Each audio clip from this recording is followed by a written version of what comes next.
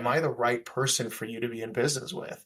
Or am I just going to screw up your life and take a year away from you and change your direction because I was selfish for what I needed? What about what you need? And it probably just came from that servant heart that I've always had. And then you've heard the story of my mom. That's what she did, right? She just put everybody in front of her. And so it's probably just through how she raised me that's just a natural part of me where I put people first, and then, I'll take what's left. That makes total sense. And that's why I can see that's a magnet for the businesses. I think, having number one, for your business, you've got a wonderful back end in the sense of the hundreds of thousands of agents that are around, which is the model of Keller Williams. And that's something that you can build on. Those are models that have been proven all around.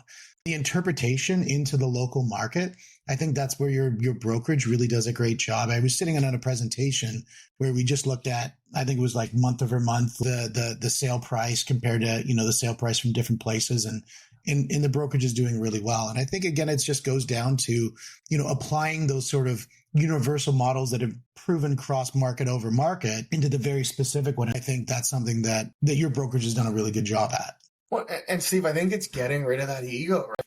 If I'm not willing to look at the numbers and I'm not looking to see where we're failing and where we're growing, how can I help someone, right? And that was like when I talk about Starbucks and I talk about that opportunity, people don't realize how much thinking goes in before they ever open a location. Like they're tracking how much drive-by traffic, they're tracking how much sunlight the building gets, how much sunlight the sign gets.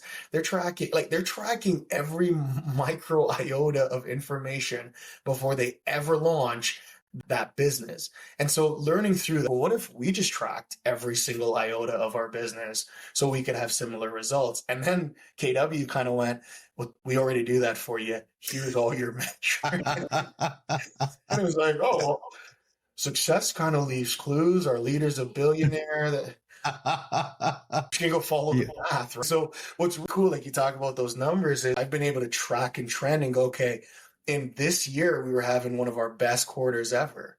What were we doing in that quarter? We'll go back to our calendar events and we'll just go, hey, we were training, we were teaching a lot. Well, it's interesting you say that, and just, to timestamp where we're at, it's April 2023 is this recording. And when you talk about the last quarter, agents in this industry of the real estate would say that it's the worst quarter that they've ever had. Right. And I was listening to, I was reading the book. It's Sell or Be Sold by Grant Cardone. It's a beautiful book. Great.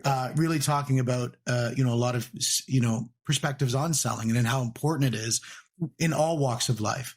What it talks about is you have to identify, are you a professional or are you an amateur?